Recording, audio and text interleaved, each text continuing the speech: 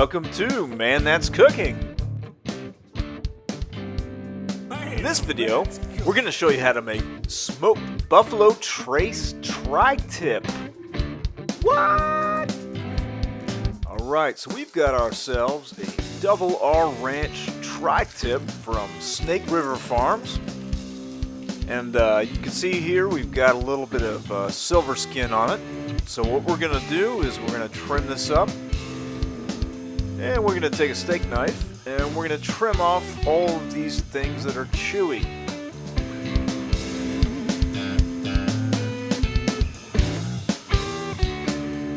Now if you're into jaw exercises, just go ahead and leave this stuff on. You'll be chewing all night.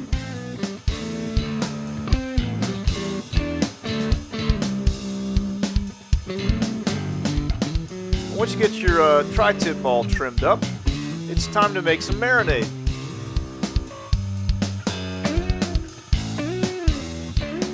So we're going to start with some kosher salt, and we're going to put that into a zip seal bag. Next we're going to add some black pepper. And next you're going to need some garlic, but don't spill it.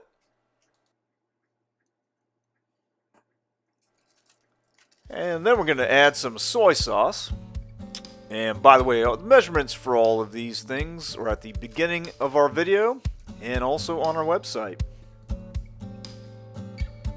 Now we're going to add some olive oil. And next we're going to add some Worcestershire sauce. Fun fact, man's uncle was king of Worcestershire, so we get sauce for free. And the last ingredient, buffalo trace. So we're using the 2-shot method. 1 shot for the chef, and 1 shot for the marinade.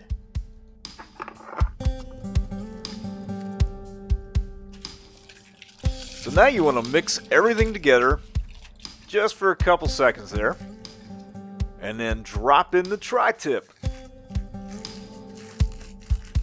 Then we're going to seal the zip top bag, and we're going to move everything around, try to get everything nice and evenly coated. And then marinate this in your refrigerator overnight, or at least for 8 hours. So we're going to add some mesquite wood pellets to our smoker, and then we're going to turn this smoker on, and we're going to set the cook temperature to 250 degrees. And once you reach temperature, just put that tri-tip on the top rack in the center. And we're going to insert 2 different probes, one at the thicker end and one at the thinner end. And we've got both probes set to alarm at 110. And it's pretty certain which of the 2 probes is going to win the race. But that's okay because we're just looking for an average here. But hey, it doesn't hurt to have a second opinion. So we're going to pull this tri-tip. And yeah, it's still mooing. First things first, let's tent this tri-tip with some heavy-duty foil. Next, we're going to convert this Yoder smoker into grill mode. We're going to open up the diffuser hatch bay there, slide in these grill grates, then crank up the temperature to 450. And into the fire we go. Alright, so we're shooting for a rare temperature of 135 degrees Fahrenheit. And we're going to get there by cooking for about 5 minutes per side.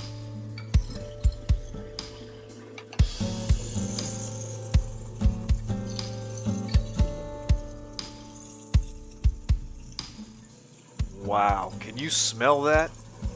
No, you can't. That's why you gotta make this at home. And if you want fancy grill marks, there you go. Just a hair above rare. Now it's time to pull this tri-tip and let it rest for at least 5 minutes, and then start slicing.